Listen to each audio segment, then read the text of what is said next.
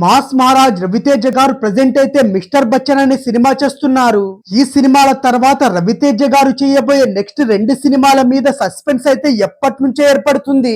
ఇంతకీ అవి ఏ సినిమాలు, ఏ దర్శకులతో చేయబోతున్నారనే వివరాలు అయితే తెలుసుకుందాం. సినిమా ఇండస్ట్రీకి సోలో హీరోగా ఎంట్రీ ఇచ్చి చాలా తక్కువ సమయంలోనే స్టార్ హీరోగా ఎదిగి వరుసగా సినిమాలు చేస్తూ ముందుకు తీసుకెళ్తున్న ఒకే ఒక్క హీరో మాస్ మహారాజ్ రవితేజ.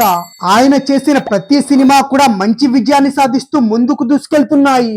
అయితే రవితేజ గారు సినిమాలో ఉన్నారంటే చాలు అతని అభిమానులు అయితే సినిమా చూడ్డానికైతే చాలా ఆసక్తి చూపిస్తూ ఉంటారు. అయితే ఇంతకు ముందు చేసిన 3 సినిమాలు పెద్దగా సక్సెస్ అయితే సాధించలేకపోయాయి. అయినప్పటికీ ఆయన సినిమాల మీద జనాల్లో అయితే ప్రేక్షకుల్లో మంచి అంచనాలు అయితే ఉంటూనే ఉంటాయి. ఇక ప్రెసెంట్ అయితే హరీష్ శంకర్ డైరెక్షన్ లో మిస్టర్ బచ్చన్ అనే సినిమా చేస్తున్నాడు.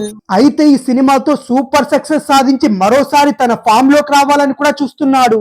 ఇక ఈ సినిమా తర్వాత చేయబోయే సినిమాల మీద కూడా ఇండస్ట్రీలో రకరకాల చర్చలు అయితే జరుగుతూనే వస్తున్నాయి. ఇక ఇప్పటికే అనుదీప్ కేవి డైరెక్షన్ లో దొంగ పోలీస్ అనే కాన్సెప్ట్ తో ఒక సినిమా చేయబోతున్నట్టు కూడా తెలుస్తుంది.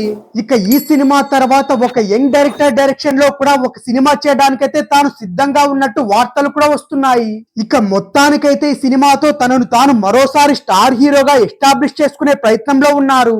ఇక రవితేజ లాంటి స్టార్ హీరో నుంచి ఒక సినిమా వస్తుందంటే దాదాపు 100 కోట్లకు పైగానే కలెక్షన్స్ రాబట్టే అవకాశాలున్నాయి. ఇక ఆయన చేసిన ధమాకా సినిమా అయితే 100 కోట్లకు పైగా కలెక్షన్స్ రాబట్టి రవితేజ గారి స్టామినా ఏంటో మరోసారి ప్రూవ్ చేశాయి.